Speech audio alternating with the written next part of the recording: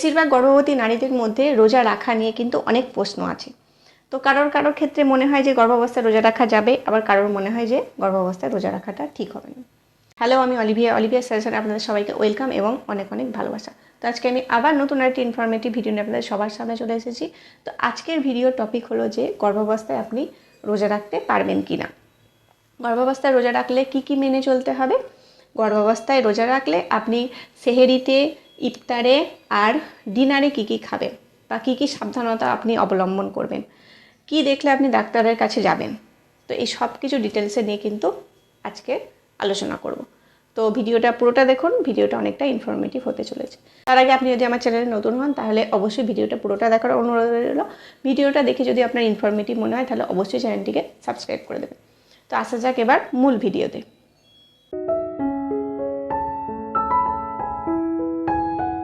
মুসলিমদের জন্য রোজার মাস হলো খুবই গুরুত্বপূর্ণ একটি মাস। এই মাসে অনেকেই রোজা মিস করতে চান না, কিন্তু তার মধ্যে যারা গর্ভবতী মহিলা আছেন তাদেরও মনেও কিন্তু একটা কোশ্চেন থাকে যে আমরা এই গর্ভাবস্থায় রোজা রাখতে পারবো কি না। দেখুন, এই রোজা নিয়ে অনেকের অনেক মতামত তো আছেই, কিন্তু তার মধ্যে গবেষণা কি বলছে, গবেষণা দেখা গেছে যে আপনি যদি রোজা রেখে বাচ্চা জন্ম দেন সেক্ষেত্রে বাচ্চার কিন্তু কোনো রকম ক্ষতি হয় না।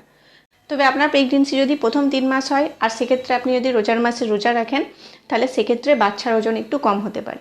কিন্তু আপনি যদি এই রোজার মাসে ঠিকঠাক ডায়েটটাকে মেনটেন করতে পারেন তাহলে সেক্ষেত্রে কিন্তু বাচ্চার কোনো সমস্যা হবে না।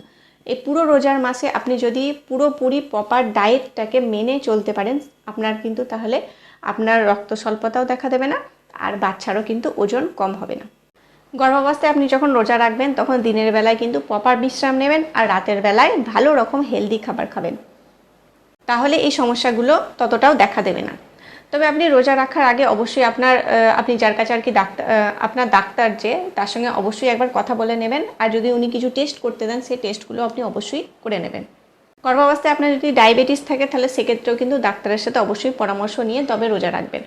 আর আপনার যদি সবসময় আপনার শরীর যদি সবসময় গর্ভাবস্থায় দুর্বল লাগে, আপনার মাথা ঘোরে, তাহলে কিন্তু রোজা রাখার কোনো প্রয়োজন নেই। কিছু কিছু ক্ষেত্রে রোজা বাদ রাখা যায়, কেননা ইসলাম কখনোই বলে না যে আপনার স্বাস্থ্য ক্ষতি করে আপনাকে রোজা রাখতে হবে।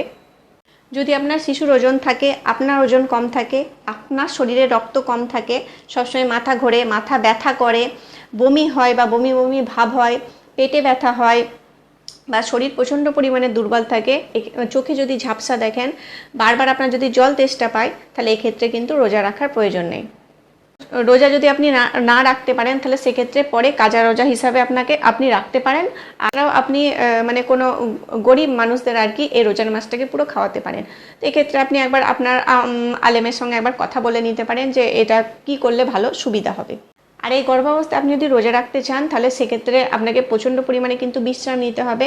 আর যখনই আপনাকে সেহেরির টাইম, তারপর আপনাকে সেহেরির টাইমে, ইফতারির টাইমে আর ডিনারের টাইমে কিন্তু হেলদি খাবারগুলো খেতে হবে, প্রচণ্ড পরিমাণে জল খেতে হবে এই সময়। আর আপনি বেশি হাঁটাহাঁটি করা চলবে না। তারপর আপনি যখন নামাজ পড়বেন তখন যদি প্রচণ্ড পরিমাণে অসুবিধা হয় নিচে নামাজ পড়তে, তাহলে সেক্ষেত্রে আপনি চেয়ারের ওপর বসে আপনি নামাজ আদায় করতে পারেন। ভারী জিনিস এ সময় তুলবেন না, চিন্তা বা কান্নাকাটি এ সময় করবেন না। এবার বলি আপনি ইফতারিতে কি খাবেন, সেহেরিতে কি খাবেন আর রাতের ডিনারে কি কি খাবেন। প্রথমে বলি যে ইফতারিতে আপনি কি কি খাবেন। তো ইফতারে আপনি যে খাবারগুলো খাবেন সেগুলো যেন কার্বোহাইড্রেট যুক্ত খাবার হয়, সেই সব খাবার খাবেন। আর তেলে ভাজা যুক্ত খাবার কিন্তু খাবেন না। চিনি বা মিষ্টি জাতীয় খাবার যেমন শরবত, মিষ্টি, জিলিপি এগুলো কিন্তু মোটেই খাবেন না। এগুলো কিন্তু তাড়াতাড়ি, যেহেতু আপনি সারাদিন আর কি খালি পেটে আছেন, কিছু না খেয়ে আছেন, তো সেক্ষেত্রে আপনি যদি এই মিষ্টি জাতীয় খাবারগুলো খায়েন না তাহলে কিন্তু তাড়াতাড়ি গ্লুকোজের মাত্রাটা বেড়ে যাবে। তো আপনি এগুলো প্রপার একবারে চিনি না খেয়ে আপনি এগুলো একটু ফলের মধ্যে দিয়ে খেতে পারেন। আপনি এই সময় তরমুজ খেতে পারেন, খেজুর খেতে পারেন, কলা খেতে পারেন, আপেল খেতে পারেন। তো এই সব খাবারগুলো খেতে পারেন। এর সাথে আপনি একটু প্রোটিনযুক্ত খাবার আপনাকে খেতে হবে, যেমন আর কি চিকেন স্যুপ আপনি খেতে পারেন, সব রকম সবজি দিয়ে বানানো স্যুপ আপনি খেতে পারেন। এই খাবারগুলো আপনি খেতে পারেন। আর জলটা তো আপনাকে অবশ্যই খেতে হবে। তো জলটা যদি আপনি প্রপারভাবে না খেতে পারেন সেক্ষেত্রে আপনি লিকুইড হিসাবে জুস নিতে পারেন বা আপনি একটু স্যালাইন নিতে পারেন, তারপর ডাবের জল খেতে পারেন। তো যেহেতু সারাদিন আপনি জল খাননি, তো সেক্ষেত্রে জলটাকে কিন্তু মেনটেন নিতে হবে। আর ইফতারের পর থেকে কিন্তু আপনাকে অল্প অল্প পরিমাণে করে কিন্তু জলটাকেও খাওয়া শুরু করতে হবে। এছাড়া ইফতারিতে আপনি ড্রাই ফ্রুটসগুলো আপনি সব রকম ড্রাই ফ্রুটস আপনি রাখতে পারেন। এবার বলি যে রাতের খাবারে আপনি কী কী খাবেন। রাতের খাবারের মধ্যে আপনি রুটি রাখতে পারেন, চিড়ে রাখতে পারেন, মুড়ি রাখতে পারেন, ভাত রাখতে পারেন, তো যে কোনো একটা খাবার রাখতে পারেন। সাথে আপনি মাংস, মানে প্রোটিনের জন্য আপনি ডিম, মাছ, মাংস, মাছটা রাতে খাবেন না, এটা গ্যাস হয়ে যাওয়ার সমস্যাটা বেশি থাকে। তো এক্ষেত্রে আপনি মাংস নিতে পারেন বা আপনি ডিম নিতে পারেন। তো সাথে মুসুর ডাল আপনি খেতে পারেন। তো এই খাবারগুলো কিন্তু একেবারেই মোটেই খাবেন না। আপনি এই খাবারটা দুবারে খাবেন। আর মানে শুতে যাওয়ার, ঘুমাতে যাওয়ার 1 ঘন্টা আগে মিনিমাম খাবারটা খাবেন। তো অল্প অল্প করে আপনাকে এই খাবারটা দুবারে শেষ করতে পারেন। তো তারপর আপনি একটু হাঁটাচলা করবেন, তারপরে আপনি ঘুমাতে যাবেন। আর আপনার যদি ডায়াবেটিস থাকে সেক্ষেত্রে অবশ্যই ডাক্তারের পরামর্শ নিয়ে আপনাকে রোজা রাখতে হবে।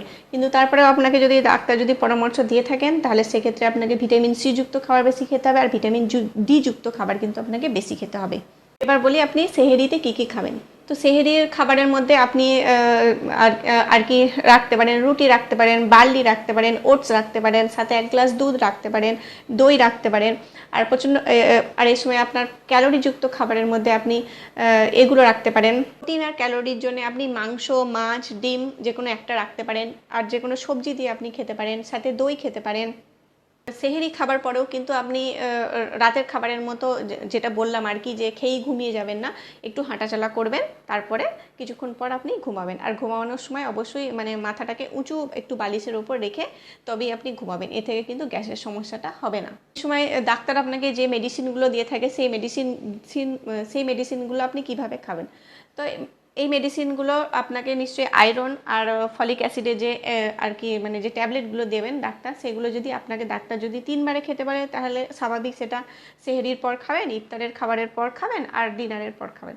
আর আপনার যদি ডাক্তার যদি এটা 2 বারে খেতে বলে, তাহলে সেক্ষেত্রে আপনি সেহরিতে খাবেন, সেক্ষেত্রে আপনি সেহরিতে খাবারের পর খাবেন, আর ইফতারের খাবারের পর খেয়ে নেবেন।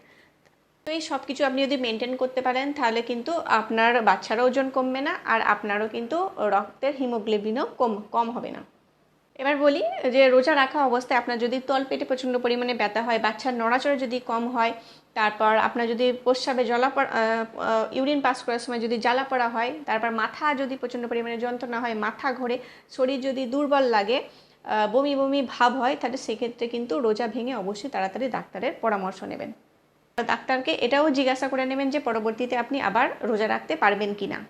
লাস্ট একটা ইম্পর্টেন্ট যে কথাগুলো আর কি বলে দিই, যে মানে সেহরির পর আর সেহরিতে আর ইফতারে কিন্তু কোনো রকম ভাজা বা তেলে ভাজা অতিরিক্ত জিনিস কিন্তু খাবেন না। আর ইফতার চেষ্টা করবেন সবসময় বাড়ির খাবার খেতে, মানে বাড়ির মধ্যে অল্প তেল মশলা দিয়ে যে খাবারগুলো বানানো হচ্ছে একমাত্র সেই খাবারগুলোই খাবেন। বাইরে থেকে কোনো আনা জিনিস কিন্তু ইফতারিতে একদমই খাবেন না। আর রাতের খাবার খাওয়ার পর কিন্তু একদমই তাড়াতাড়ি শুতে যাবেন না, মানে তাড়াতাড়ি শোবেন, কিন্তু খাবার 1 ঘন্টা আগে আপনি অবশ্যই খাবেন, আর তারপর একটু হাঁটাচলা করে তারপর ঘুমাতে যাবেন। আর রোজা রাখা অবস্থায় মানে রোজার মাঝ বরাবরই আপনি একবার ডাক্তারের পরামর্শ নিয়ে একবার আল্ট্রাসাউন্ড করিয়ে নেবেন।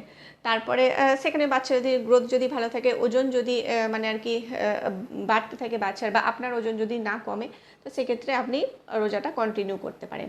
আর তারপরেও রোজার শেষেও আপনি কিন্তু আর একবার গিয়ে আল্ট্রাসাউন্ড করিয়ে নেবেন। তো এক্ষেত্রে তাহলে আপনি একটু ক্লিয়ার হয়ে যাবেন, বা আপনারও একটু মানে স্বস্তি লাগবে যে না, বাচ্চা ঠিক আছে কি, বাচ্চার অ্যাক্টিভ ভালো আছে, বা আমার ওজন বাড়ছে কিনা, বা বাচ্চার ওজন বাড়ছে কিনা। তো এই টেস্টগুলো আপনি একবার করিয়ে নেবেন। তো এই ছিল আজকের ভিডিও। আশা করি ভিডিওটা অনেকটা ইনফরমেটিভ হয়েছে। তো এরকম ইনফরমেটিভ ভিডিও আরও পাওয়ার জন্য অবশ্যই চ্যানেলটিকে লাইক করবেন, শেয়ার করবেন এবং অবশ্যই সাবস্ক্রাইব করবেন। তো দেখা হবে আবার নেক্সট ভিডিওতে।